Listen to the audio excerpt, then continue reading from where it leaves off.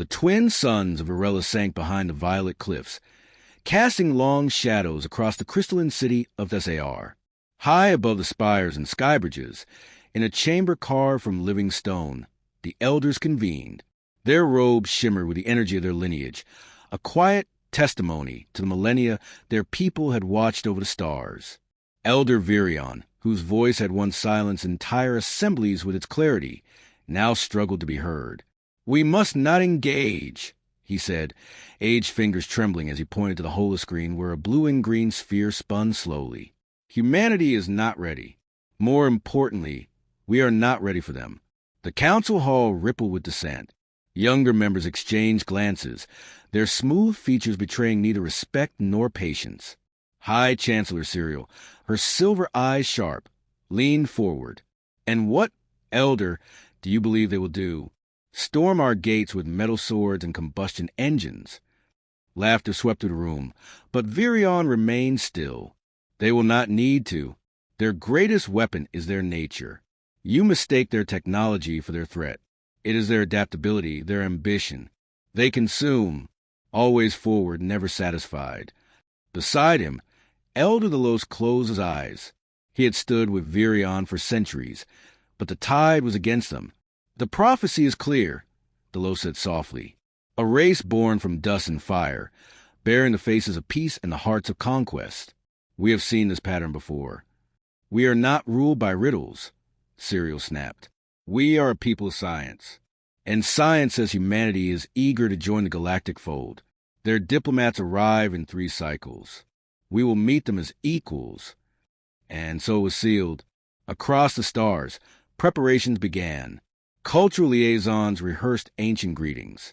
Biologists fine-tuned adaptation serums in case of pathogen exchange. The young lined up for off-world internships, eager to meet the newest race added to their coalition. The past was forgotten. Only the future remained. When the human envoy landed, they did so with grace and charm. Ambassador Calvin Hayes stepped onto the emerald glass platform beneath Thessar's central tower with a practiced smile. His team, diverse, articulate, and meticulously polite, moved in perfect harmony. "It is an honor," Hayes said, bowing low in the traditional Virellans greeting. "We come not as conquerors, but as companions." The people loved them. In weeks, human art hung beside Virellans crystallscapes. Their music played in cafes where no sound but wind had once been sacred. Children wore earth fabrics, spoke earth slang. Human-engineered neural translators outperformed native tech by a factor of 3. Cooperation, Hayes said in every interview, is the only path forward. Elder Virellans watched from the shadows of his observatory, his reflection caught between starlight and the glass. The world moved too fast now. No one listened. Only one did. Kaela, barely past her 3rd century, often sat silently in the elder's chamber, pretending to catalog scrolls while absorbing every word he muttered. She was not of noble birth, not a scholar by tradition. Her parents had run a wind farm on the outer cliffs. But she listened. "They never bring their weapons first," Virellans told her, hands clasped behind his back. "They bring gifts. That is how they lull you." "Why would they want to harm us?" she asked, truly unsure. "We have done nothing to them. They do not need a reason. They only need opportunity." She shivered, unsure whether it was from the cold or his certainty. One evening, she followed him to the Chamber of Records, where the oldest archives were kept sealed in light-locked vaults. There, he activated a forbidden file, footage so old the data flickered like candlelight. The humans were not new to contact. Other civilizations had encountered them. Some even tried to guide them. None survived. The last entry ended with static and a single phrase repeated in ancient galactic common. "They learn. They evolve. They take." Kaela turned away, sickened. Why was this hidden? "Because truth is not convenient," Virellans said. She didn't sleep that night. Still, the council moved forward. Joint cities were proposed. Shared defense agreements drafted. Human engineers offered to upgrade Virellans planetary shields. Efficiency, they said. Security. Kaela stood before the council days later, uninvited and unafraid. "You are handing them our soul."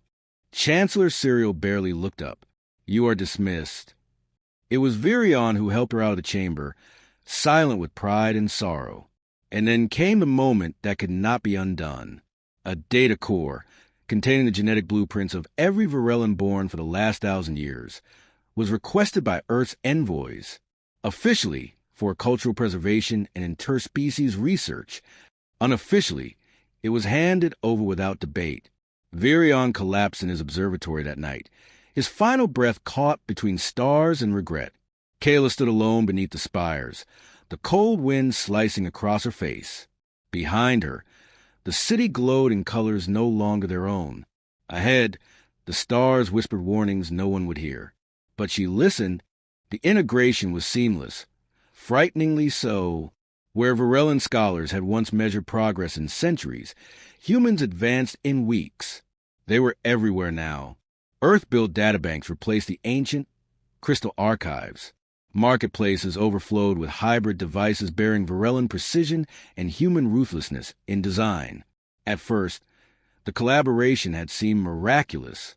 But miracles, Kaela was learning, always demanded a cost.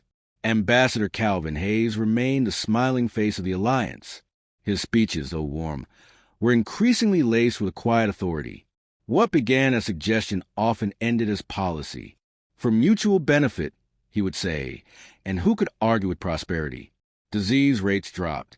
Trade reached every outer system. The Virellans had never known such abundance. But Kaela saw something in Hayes' eyes that chilled her.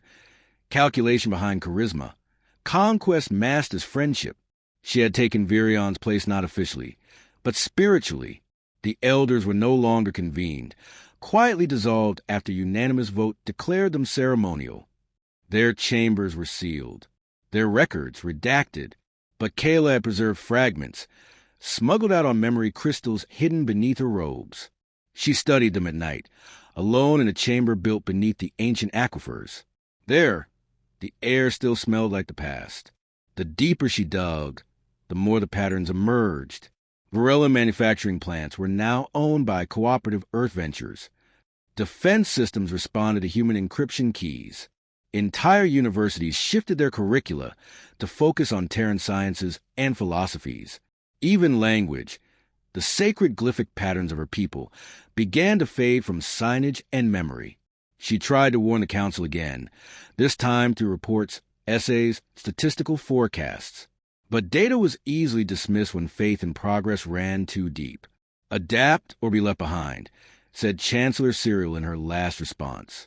You sound like the elders. It was meant as an insult. Kaela withdrew from public life. Officially, she was reassigned to cultural preservation efforts. In truth, she had been silenced, buried under bureaucracy. But she wasn't alone. Within the subterranean chambers where she worked, others came. Quiet technicians, dismissed philosophers, and even former military strategists, all disillusioned. They saw what Kaela saw. Humanity wasn't adapting to them. They were reshaping the Virellan from within. Have you seen the latest scans? A former intelligence operative named Joran asked her one evening. His voice trembled, not from fear, but fury. No, she said, eyes narrowing. He unspooled a hollow map of the outer colonies. Terraforming units deployed on Talareth. 2 moons stripped of mineral resources in the last cycle. Automated systems. No Virellan crews. She leaned in, horrified. Who authorized this? He didn't answer. He didn't need to. Kaela understood then. No war horns would sound. No fleets would descend in fire. This conquest came dressed in cooperation. It wore a smile. Hayes, ever the diplomat, announced the next initiative with fanfare. The Shared Defense Accord. Earth's fleets would patrol vulnerable Virellan trade routes, just until Virella could build its own naval presence. That presence never materialized. Instead, Earth's ships became permanent fixtures, silent watchers in orbit, always present, always watching. The first resistance effort failed within hours. A transmission intercepted by human satellites revealed a small band of dissidents attempting to disable a communication array. They were captured, publicly tried and sentenced in a joint court presided over by both human and Virellan officials. Hayes insisted on transparency. He spoke often of justice. But Kaela noticed a shift. The accused were no longer Virellans acting against an alliance. They were internal threats to galactic peace. The terminology mattered. Labels shaped perception. And soon, to question the alliance was to question peace itself. Kaela moved carefully. Her network expanded, not in violence, but in knowledge. They documented every overreach, every quiet removal of cultural heritage, every subtle shift in narrative. Their weapon was memory. For now, she had not seen Hayes in months, not since the Defense Accord was ratified. But one night, a message reached her via an encrypted channel she hadn't used in years. "We need to talk. Come alone." It was signed with a symbol she hadn't seen since Virellans' death. His seal, distorted but unmistakable. Kaela hesitated. It could be a trap, or something far worse. She left at dusk, crossing the river walk beneath the old crystalline arches, one of the few structures untouched by Terran design. The meeting point was an abandoned observatory on the city's edge, where stars once told stories only the elders understood. Inside it was dark, dusty, hollow. "You came," a voice said. She turned. From the shadows stepped a figure in simple robes. Not Virellans, he was long dead, but the man before her bore his manner. His name was Evek, once a scholar, believed lost in the great archive collapse. "I found something," he said. "Not just prophecy. Records from other worlds. Survivors." Kaela's pulse quickened. Survivors of what? Of humanity. She stepped closer. "Show me." He handed her a crystal. "But understand this. Once you see it, you can never go back." She activated it. The images flickered, burned cities, hollow planets. Species erased not by war, but by gradual domination. Smiles became orders. Treaties became chains. Kaela looked away. "I believe you now," she whispered. Evek's expression was grim. "Then we no longer have time." Behind them, the stars blinked indifferently. The truth, once seen, could not be unseen. Kaela returned from the observatory changed, not in spirit, for she had already doubted, but in certainty. The proof Evek had shown her was undeniable. The Virellans were not the first, and if they did not act, they would not be the last. In the weeks that followed, Kaela and Evek expanded their covert circle. The Resistance, as they were now quietly known, operated beneath layers of encryption and camouflage. Their members included former scientists, displaced spiritual guides, and even a few humans, those disillusioned by their own government's relentless expansionism. They met in derelict transit stations and beneath overgrown data vaults, where the signal interference from old tech provided cover. Kaela had never envisioned herself a leader. Her strength had been scholarship, quiet observation, introspection. But now her voice carried weight, and her words were etched into the hearts of those who followed her. She did not demand obedience. She invited belief. That was far more powerful. Evek, ever the strategist, identified the linchpin, the Citadel node. Nestled within the core of SAR, it was a central hub to which all communication, surveillance, and diplomatic archives passed. It had once served as the beating heart of Virellan governance. Now, it pulsed with Terran subroutines and artificial monitors. "If we can access the primary node," Evek explained in a hush meeting, "we can broadcast the truth. Footage, testimonies, everything. Not just of Virella, but to every world under coalition reach. We'll force them to see what's been hidden." Kaela hesitated. "And then what?" "Then they choose," Evek said simply. "But at least they'll know." The plan was dangerous, impossibly so. The Citadel was guarded not only by Terran drones, but by their own people, now thoroughly indoctrinated into the Alliance's machinery. But infiltration wasn't the challenge. The challenge was timing. They needed access codes. Kaela knew who had them. Chancellor Serial had risen even higher since Virellans' death. Appointed as Joint Planetary Coordinator under Earth's Unified Expansion Council, she now wielded more authority than any Virellan in history. Her palace shimmered with Terran influence. Metallic sculptures, rigid architecture, cold lighting. The warmth of the old world had been excised. Kaela requested an audience under the guise of a cultural audit, a final inspection of ancient texts before their digitization. To her surprise, Serial agreed. They met in the solar garden, a hollow dome where synthetic sunlight bathed imported Terran flora. The scent was unfamiliar, floral, pungent, overwhelming. Serial was older now, but untouched by time in the way powerful people often appeared. Her eyes, once bright with curiosity, were now hard glass. "I wonder when you'd come," she said. Kaela bowed, but not too deeply. "I feared you might not receive me. I receive everyone, especially ghosts from the past." They walked in silence for a moment, the crunch of gravel beneath their feet. Finally, Kaela spoke. "You know what they're doing?" Serial didn't respond. "You knew it then and you know it now. You've seen the dismantling." "They brought order," Serial said flatly. "Stability. Without them, we would have fractured. Our traditions would have buried us."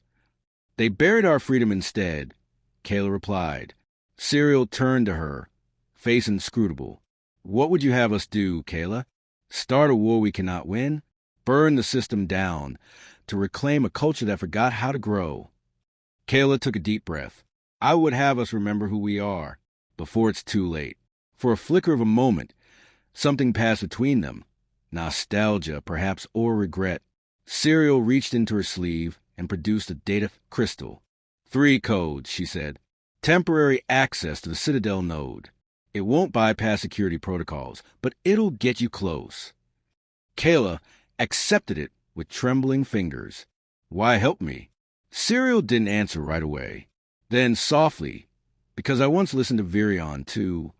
That night, under the blood-hued moon of Tressa, Kaela stood with Evek at the entrance of the Citadel. The wind howled through the marble arches, carrying echoes of ancient chants long forgotten. They moved fast. The codes held, giving them passage to the first 2 sectors. They disguised themselves as technologists, their uniforms altered just enough to pass a cursory scan. Inside, the corridors gleamed with Terran alloys, sterile and soundless. At the core chamber, they faced a barrier, an adaptive biometric lock. No code would suffice. "We need a human signature," Evek whispered. A shadow stepped forward. "Joran, I told you I had a plan B," he said, eyes scanning the security field. He stepped forward, placed his hand on the reader, and spoke one word. "Override." The system paused, then yielded. They slipped inside. Kaela uploaded the data crystal, her hand shaking as the console flared to life. One by one, files streamed into the Citadel's broadcast system. Evidence of planetary exploitation, testimonies from lost civilizations, intercepted communications from Earth's private expansion council. The truth, unvarnished and undeniable. "Are you ready?" Evek asked. Kaela nodded. "Let them see." She hit transmit. The console hummed. Across the stars, displays flickered. Images shattered illusions. Lies dissolved in light. And far above Thessar, Earth's orbiting fleet stirred for the first time in weeks. Not in retreat, but in response.